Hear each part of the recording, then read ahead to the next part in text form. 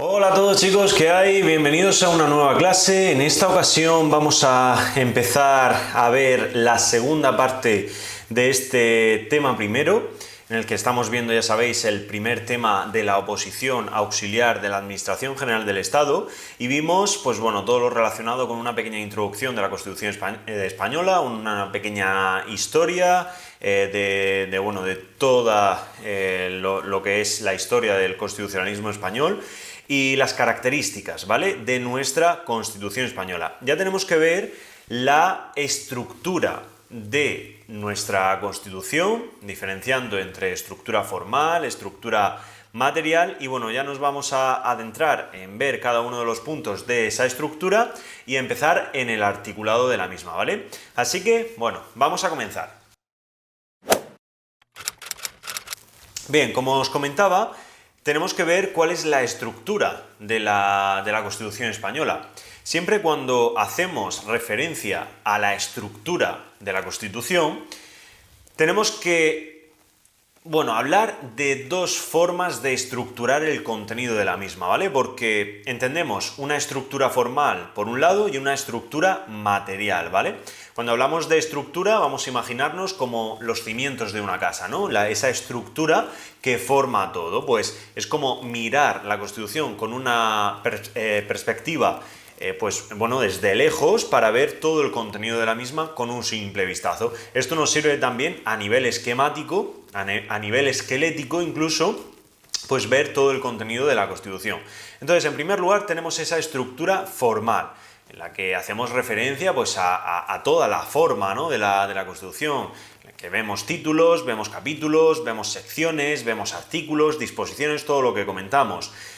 Si recordáis, la Constitución tiene en total un preámbulo, en el que, consideramos al preámbulo como, una puerta de entrada. Ahora hablaremos sobre él en la estructura material, y tiene un total de 11 títulos. Siempre hay que hacer referencia al número de títulos que tiene la Constitución, en cuanto a que hay un título preliminar y 10 títulos con denominación propia. En total, si hablamos de títulos en general, habría 11 títulos, pero si hablamos de denominación con denominación propia, con nombre propio, tendríamos que hablar de 10, ¿vale? Ahora lo veremos en la estructura como tal de la Constitución. Todos estos, en primer lugar, es como por niveles, ¿vale? En primer lugar hay títulos, después dentro de los títulos hay capítulos, dentro de los capítulos hay secciones, o puede haberlas, y dentro de estas artículos, ¿vale? La estructura material realmente es como que hace una agrupación de todos los contenidos que tiene la Constitución en diferentes partes. Aquí en el tema la hemos clasificado únicamente en dos partes, pero a mí me gusta también tener en cuenta otras dos partes. Esta estructura en concreto no creo que la pregunten nunca, ¿vale? Pero si preguntan alguna, preguntarán por la parte dogmática y por la orgánica, ¿vale? Pero para entendernos, a mí me gusta incluir un primer punto, que sería el preámbulo, que el preámbulo realmente es como la primera parte de la Constitución, pero aquí no lo metemos como una parte como tal, porque el preámbulo es como una puerta de entrada, ¿vale? Normalmente se le conoce como el pórtico de la Constitución, que es esa puerta de entrada, en el que, ahora lo veremos un poquito por encima, hace pues referencia a, de alguna forma, los principios, los valores y el por qué se va a hacer algo, ¿vale? En este caso, por qué se desarrolla la Constitución y cómo se va a aplicar. En el segundo punto incluiríamos la parte dogmática. La parte dogmática es como la parte más importante de la Constitución. Yo lo asemejo un poco a la cabeza o al corazón, ¿no?, de la Constitución, porque es una de las partes esenciales. Engloba el título preliminar y el título 1, es decir, desde el artículo 1 hasta el artículo 55. En todos estos artículos son súper importantes, los vamos a tener que aprender muy bien, vamos a tener que saber de qué se ocupan, lógicamente, pero también aspectos esenciales, ¿vale? Que son, ya os digo, derechos fundamentales, libertades públicas, principios fundamentales. Todo esto se recoge en la parte dogmática. Luego la parte orgánica, que yo lo asemejo como si fuera el resto del cuerpo, como las extremidades, el tronco, lo que sea, ¿no? Pero lo imaginamos así, como partes vitales cabeza, corazón y demás, parte dogmática, y parte orgánica como el resto, ¿no? Aquí va a englobar pues el resto de la Constitución, desde el título 2 al último, en este caso incluimos al 10, aunque a mí el título del 10 también me gusta verlo aparte porque es el que se refiere a la reforma constitucional y lógicamente pues podríamos clasificarlo de alguna forma como una cuarta parte, pero aquí englobamos dos partes únicamente, parte dogmática y orgánica, y la orgánica desde el 2 hasta el 10. En esta parte realmente lo que se ve es organización del Estado, en cuanto a los poderes que tiene el Estado, clasificándolos entre el legislativo, ejecutivo, judicial.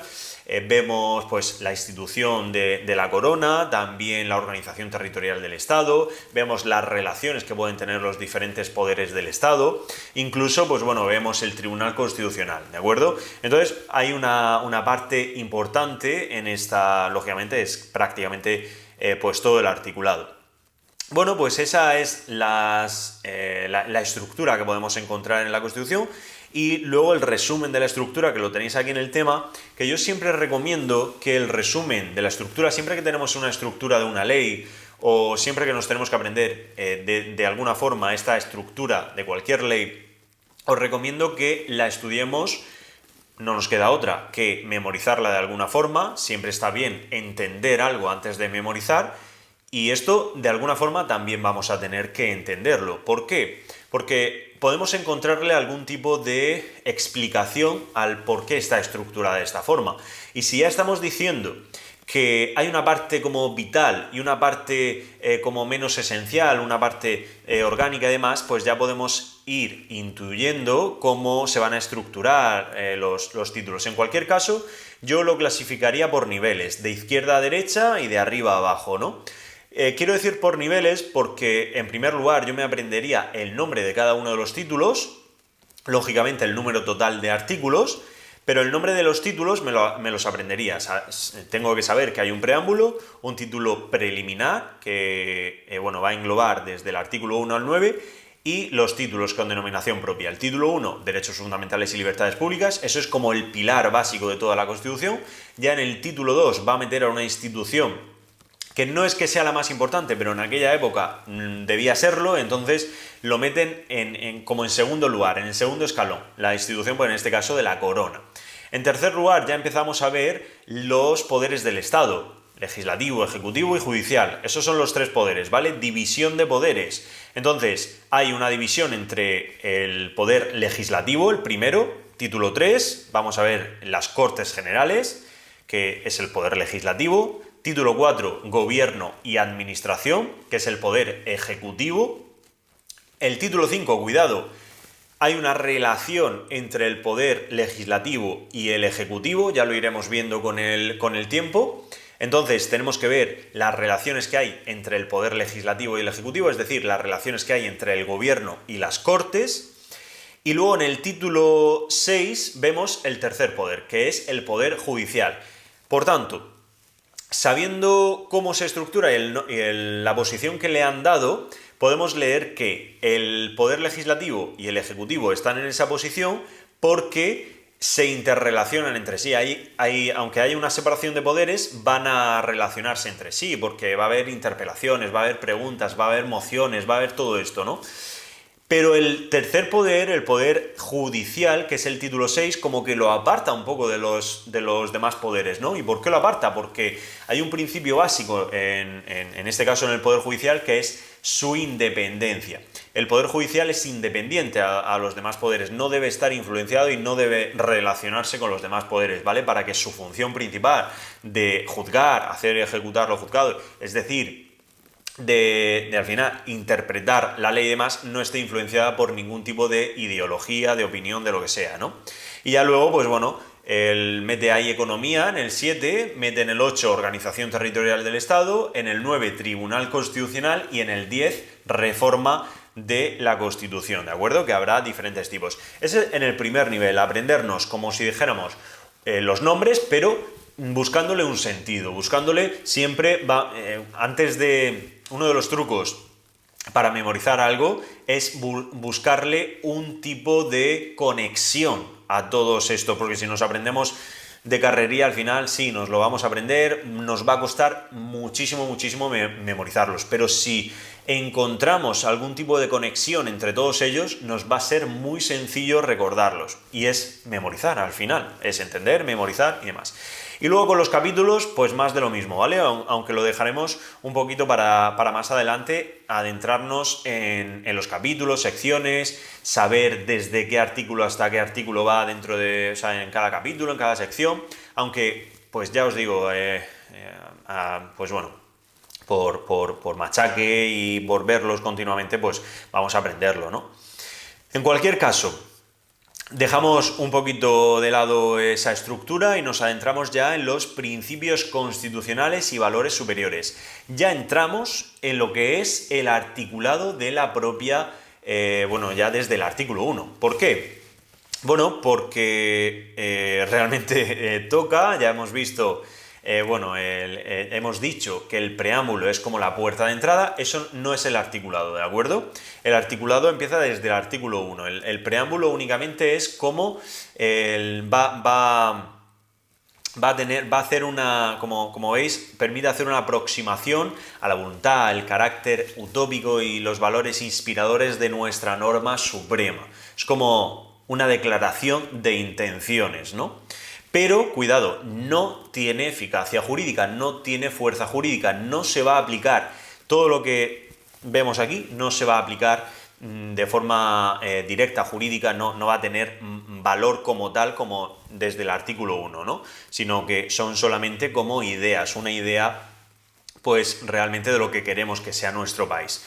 Eso, pues bueno, no le dedicaría ahora mismo mucho tiempo, me iría directamente al título preliminar, que como veis aquí ya empiezan a hacer preguntas de examen.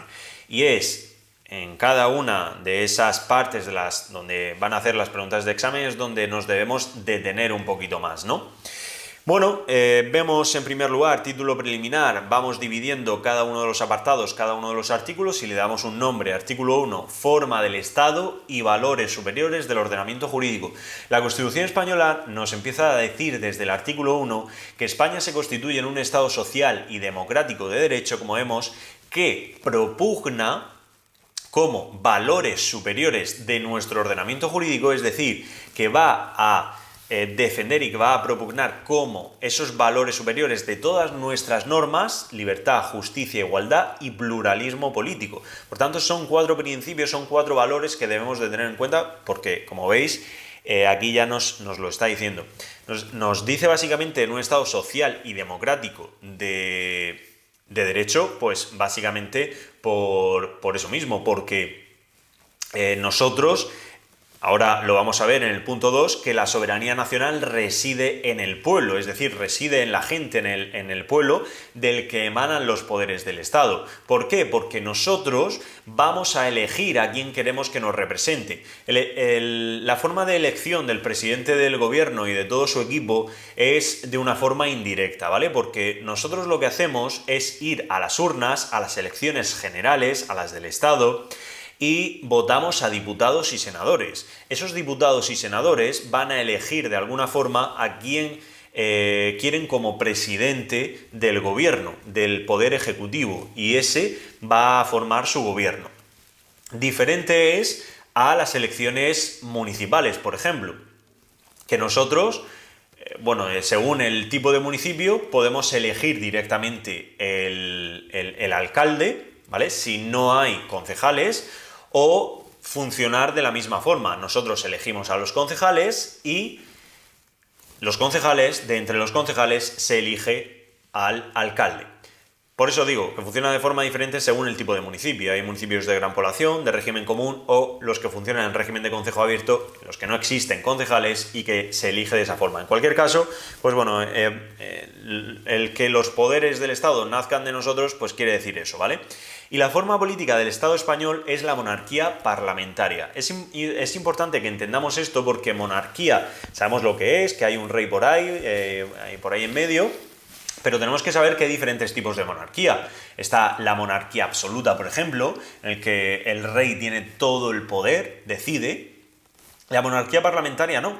La monarquía parlamentaria quiere decir que hay un rey, pero hay unos poderes del Estado. Está el poder legislativo, el ejecutivo, entonces todos los poderes se subdividen, se reparten estos tres poderes y son como independientes entre sí y todo va a pasar por ellos. Por lo que el rey como que va a delegar todas esas funciones, no va a tener ningún poder decisorio y así es, ¿vale? El rey hoy día en nuestro país no tiene ni pincha ni corta, por así decirlo. Entonces, pues bueno, eso es básicamente lo que es una monarquía parlamentaria. Hay más formas políticas, ¿vale? Están las dictaduras, puede haber comunismo, puede haber diferentes formas políticas. En nuestro caso es esta. El artículo 2 habla de la unidad nacional y el derecho de autonomía. Seguro que os suena el caso de Cataluña, del País Vasco, que se quieren independizar. Por este artículo principalmente no se pueden independizar, porque básicamente nos dice que la Constitución española se basa o se fundamenta en la indisoluble unidad de la nación española. Dice, patria común e indivisible de todos los españoles, y reconoce y garantiza, os recomiendo que os aprendáis siempre el formato verbo que ponemos en los artículos, que lo tengáis en cuenta, el derecho a la autonomía de nacionalidades y regiones que la integran y la solidaridad entre todas ellas. Esto básicamente nos está diciendo que somos una, que todos estamos, todo el territorio que integra España somos uno, aunque va a reconocer que podamos tener como nuestra propia historia, ¿no? Nuestra propia nacionalidad, regiones, no nacionalidad como ser español o ser de otra nacionalidad como la entendemos, sino tener, pues eso, una forma de vida, unas costumbres, incluso derechos en algunos casos diferentes en cada territorio, pero en ningún caso nacionalizarse o convertirse en un país diferente a España, ¿vale? Eso no lo reconoce en ningún caso la Constitución y principalmente por esto pues no nos podemos ir una comunidad autónoma de España. Lenguas oficiales, artículo 3. Bien, pues sabemos que hay. ¿Por qué nos dice lenguas? Si sabemos que es el castellano, ¿no? En España se habla el castellano, porque, bueno, aparte del castellano, hay otras lenguas que pueden coexistir. ¿Qué quiero decir con esto? El castellano es el principal, ¿vale? Y todos tenemos el deber, tenemos la obligación como tal de conocer el castellano, es decir, todos los españoles tenemos que saber hablar castellano. Pero no tenemos la obligación a hablar castellano, a comunicarnos en castellano. Tenemos la obligación de conocerlo, pero no el deber de usarlo. Entonces tenemos el derecho de usar el castellano. ¿Y qué pasa si nosotros vivimos en Cataluña, en País Vasco, lo que sea, que tenga un dialecto o incluso un idioma propio? Pues que también se considera una lengua oficial dentro de ese territorio y lo mismo, pueden usar esa forma de comunicarse, ese idioma en ese territorio, aunque, pues, si alguien, pues lógicamente, viene de fuera y no entiende ese idioma, pues puede comunicarse en castellano. Para eso es, ¿vale? Lo que nos está diciendo en el punto 3 al final es que todas las lenguas lo que hacen es crear una riqueza en nuestro patrimonio, que es, bueno, todo esto al final es el consenso de un conjunto de personas de diferentes ideologías y demás que yo creo que está plasmado y tiene buenas intenciones estos primeros artículos. La bandera en el artículo 4 nos dice que está formada por 3 bandas. Es decir, 3 líneas, roja, amarilla, roja. Todo esto es súper fácil, ¿vale? Pero, ¿qué nos podrían preguntar? Pues, por ejemplo, que la amarilla tiene doble anchura, únicamente, ¿vale? No me complicaría mucho.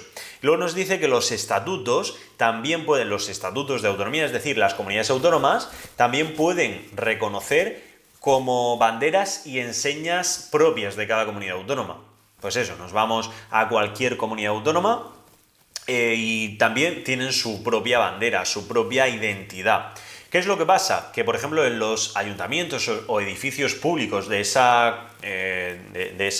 territorio autonómico, a nivel pues local, pues los ayuntamientos, a nivel autonómico, los consejos de gobierno o lo que sea, cualquier organismo oficial puede usar esas enseñas, esas banderas, pero siempre junto con la bandera de España, ¿vale? Y es obligatorio. Y muchos, pues, ya sabéis, pues por lo mismo no quieren usarlas por esa intención de no considerarse, en este caso, españoles. Bueno, en cualquier caso, nos vamos al artículo 5, capital de Estado. ¿La capital de Estado cuál es? Es Madrid, ¿no? Pero aquí cuidado, porque en algún examen sí que he visto que en esta pregunta nos pone, ¿es la ciudad de Madrid? ¿Es la villa de Madrid? ¿Es la comunidad de Madrid? Realmente tenemos que saber que es la villa de Madrid, ¿de acuerdo? Tenedlo en cuenta porque puede ser una pregunta interesante de examen. En el artículo 6 nos habla de los partidos políticos. Ya hemos hablado que los partidos políticos hacen posible que haya esa pluralidad de formas de pensar, porque si yo pienso de una forma, el vecino piensa de otra y tal, podemos como hacer grupos y discutir, ¿vale? Pero no a malas, sino discutir para conseguir buenos resultados. Entonces los partidos políticos, pues eso, expresan el pluralismo político, concurren a la formación y manifestación de la voluntad popular y son instrumento de esa participación política. Cualquiera podemos afiliarnos a un partido, participar, incluso pues presentarnos a unas elecciones, ¿no? Su creación y el ejercicio son libres dentro de la Constitución y siempre tienen que ser democráticos, si no estarán pues lógicamente prohibidos. Su estructura interna y funcionamiento, pues ya os digo, tienen que ser democráticos. Artículo 7. Va un poco por la línea del artículo 6, pero en este caso habla de los sindicatos y las asociaciones. Básicamente los sindicatos y asociaciones están orientadas a defender y promocionar que los intereses del colectivo, ya sea pues por ejemplo de los trabajadores o lo que sea, pues se cumplan, ¿no? Y que pues no se trabaje de una forma pues de la que no se debe. Entonces su creación y el ejercicio son libres dentro de la Constitución, de la ley y la estructura de funcionamiento igual, tienen que ser democráticos. En el artículo 8 nos habla de las Fuerzas Armadas, en la que nos dice que las Fuerzas Armadas están constituidas, están formadas por el Ejército de Tierra, la Armada y el Ejército del Aire. Y tienen una misión principal, que es garantizar, por un lado, soberanía e independencia de España y defender su integridad territorial y ordenamiento constitucional. Y nos dice que por una ley orgánica se regulará su funcionamiento, básicamente. Entonces no nos tenemos que preocupar mucho más que lo que nos dice el artículo 8 sobre las Fuerzas Armadas, ¿vale? Tened eso en cuenta y punto. Ya un artículo muy muy importante para entender muchas de las cosas que nos vendrán después es el artículo 9, que es el principio de legalidad. El artículo 9, o el principio de legalidad, básicamente nos dice que todos los ciudadanos, seamos de la condición que seamos, tenemos que estar sujetos a la Constitución, a las leyes y en general al resto del ordenamiento jurídico, ¿vale? Es decir, ya seamos, en este caso Antonio, ya seamos un médico, un policía, ya seamos un bombero, ya seamos un charcutero, lo que sea, somos todos iguales ante la ley. ¿Qué es lo que pasa? Que en algunas ocasiones puede parecer que hay desigualdad, porque ahí tenemos algunos políticos como diputados, presidentes y demás que son aforados, que sean aforados, pues bueno, ya lo veremos más adelante, pero es básicamente una especie de privilegio en la que no van a ser juzgados por el mismo tribunal que podemos ser nosotros a la hora de cometer un delito. Nosotros si cometemos un delito pues será el juzgado de lo penal o el de instrucción el que instruirá nuestro procedimiento. No, a ellos pues irá a la sala de lo penal del Tribunal Supremo. Entonces ya hay una diferencia, ¿vale? Positiva o negativa, pero la hay. Y luego que bueno, incluso hay una figura superior a todos nosotros, al menos en este ámbito, que la Constitución quiso proteger, que ya lo veremos, que es el rey, ¿vale? El rey es inviolable y no está sujeto a ningún tipo de responsabilidad. Ya veremos qué es eso, pero es la propia definición lo dice, ¿no? Que no tiene ningún tipo de responsabilidad. En cualquier caso, si nos olvidamos de esas excepciones, eso es lo que quiere decir el principio de legalidad. Entonces, lo que nos dice es que los poderes públicos, todas esas instituciones, todos los poderes públicos y demás, tienen que hacer lo posible para que nuestra libertad se cumpla y para que la igualdad se cumpla, ¿vale? Tanto de forma individual como de forma colectiva, como de forma grupal. También tienen que intentar conseguir eso, pero si hay algo que va a impedir que eso se cumpla, pues tienen que intentar remover, eliminar cualquier obstáculo que impida o dificulte pues que eso se vaya a cumplir, y también facilitar que podamos participar en la vida política, económica, social y cultural, ¿vale? Y por último, el punto más importante para mí, que es el 3, que habla de que garantiza una serie de principios. El primero vamos a ir viéndolos poquito a poco, que es el principio de legalidad. Básicamente es lo que estamos diciendo. El principio de jerarquía normativa. Bueno, las normas, para que esto verlo así, deberíamos ver una pequeña introducción en cuanto a cómo funcionan las normas, pero bueno, las normas en el mundo jurídico, lo que ocurre, en este caso, pues tienen que tener un carácter escrito, y bueno, nos tenemos que remitir incluso al artículo 1 del Código Civil, en el que nos dice que las fuentes del derecho, nos habla de las fuentes del derecho, son la ley, la costumbre y los principios generales del derecho. Y ya ahí establece como una especie de jerarquía, ¿vale? En la que la ley escrita está por encima de las no escritas, es decir, de la costumbre y de los principios, ¿vale? Vamos a imaginarnos esto un poquito. Por tanto, la jerarquía normativa lo que quiere decir es que hay unas leyes o unas normas que van a estar por encima de otras, por lo que ya podemos ir viendo que la Constitución va a estar por encima de todas las demás, sin tener en cuenta a nivel europeo tratados internacionales y demás que se puedan incluso publicar en el Boletín Oficial del Estado, porque si eso ocurre, entrarán a formar parte de nuestro ordenamiento jurídico y estarán incluso por encima de la Constitución. Pero bueno, olvidándonos de eso, la Constitución está por encima de todo, ¿vale?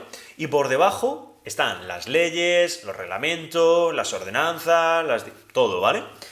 Si tuviéramos que hablar, pues, una jerarquía aproximada, pues sería eso, Constitución y leyes, ¿vale? Las leyes, vamos a diferenciar entre dos tipos de leyes, las leyes orgánicas y las leyes ordinarias. Las leyes al final están en el mismo plano, ¿vale?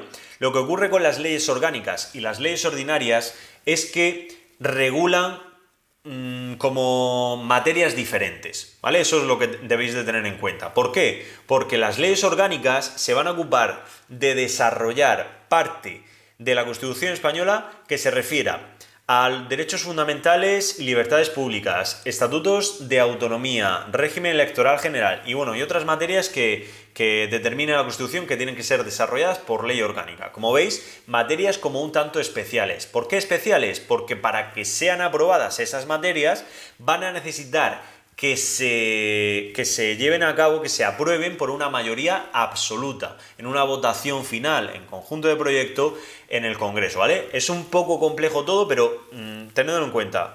Leyes orgánicas como más importantes, ¿vale? Aunque estén en el mismo plano, regulan en materias más importantes y necesitan una mayoría absoluta. Leyes ordinarias como regulan materias más normales, más ordinarias, como su propio nombre indica, y para ser aprobadas solamente necesitan mayoría simple. Vale, pues ya está. Teniendo eso claro, ya más o menos nos vamos estructurando y por debajo de las leyes van a estar los reglamentos. Los reglamentos, en una idea general, lo que va a hacer es desarrollar una ley, ¿vale? Entonces tenemos esa jerarquía normativa. Y dentro de cada uno de los podríamos considerar una jerarquía según el orden escrito y según el órgano que las dicta, ¿vale? Porque según el órgano que las dicte, también van a estar por encima de otras, ¿vale? La jerarquía. Es un punto que quiero aclarar, aunque podamos desarrollar muchísimo este punto, quiero que lo vayáis ya teniendo claro. Publicidad de las normas, pues básicamente que se tienen que publicar en un boletín oficial, en este caso el del Estado. Ya está, y una vez que esté publicado, pues ya sabremos cuándo entra en vigor y demás. La irretroactividad de las disposiciones sancionadoras no favorables o restrictivas de derechos individuales. Básicamente es que nos está diciendo que la ley no puede ir atrás en el tiempo si lo que dice esa ley es perjudicial. Dice, no es favorable o restringe derechos a alguien, en este caso, ¿no? Entonces vamos a poner un ejemplo súper extremo, ¿vale? Vamos a imaginarnos que hoy es como tal, conocemos matar a una persona como un delito en este caso, que puede ser homicidio, asesinato, lo que sea. Y hoy está regulado en el Código Penal que esa conducta es delito. Pero ¿qué pasa si mañana deja de ser delito? Pues que alguien que hubiera sido sancionado y lógicamente que esté en la cárcel por cometer ese delito, va a dejar de ser culpable porque ya no es delito, y como es favorable a esa persona, de alguna forma, pues va a aplicarse la ley anterior. Pero si fuera al revés, que hoy no fuera delito una determinada conducta y tú mañana que entra en vigor determinada ley, vamos a imaginar el tema de las mascarillas. Antes de la pandemia no era obligatorio llevar mascarilla. Entonces, si tú no llevabas mascarilla no te podía multar, pero ahora es obligatorio ir con mascarilla en la calle. No te pueden sancionar por eso, no puede haber un volver hacia atrás si no es favorable para... Básicamente es eso, ¿vale? Si hay disposiciones sancionadoras que no sean favorables, pues no se puede volver atrás, ¿vale? Yo creo que se entiende un poquito, pero ese es el principio. La seguridad jurídica, responsabilidad y, bueno, la interdicción de la arbitrariedad de los poderes públicos, que es básicamente eso, que los poderes públicos al final se tienen que regir por unas normas, no pueden ser arbitrarios y no pueden decidir en base a lo que crean, sino que se tienen que regir, todo tiene que estar regido, todo tiene que estar estipulado, al menos en la teoría, ¿no? En la práctica, al final somos personas y pasan mil cosas, pero en la teoría tiene que cumplirse todos estos principios, ¿vale? Así que artículo 9 no lo suelen preguntar mucho, pero yo me lo aprendería, ¿vale?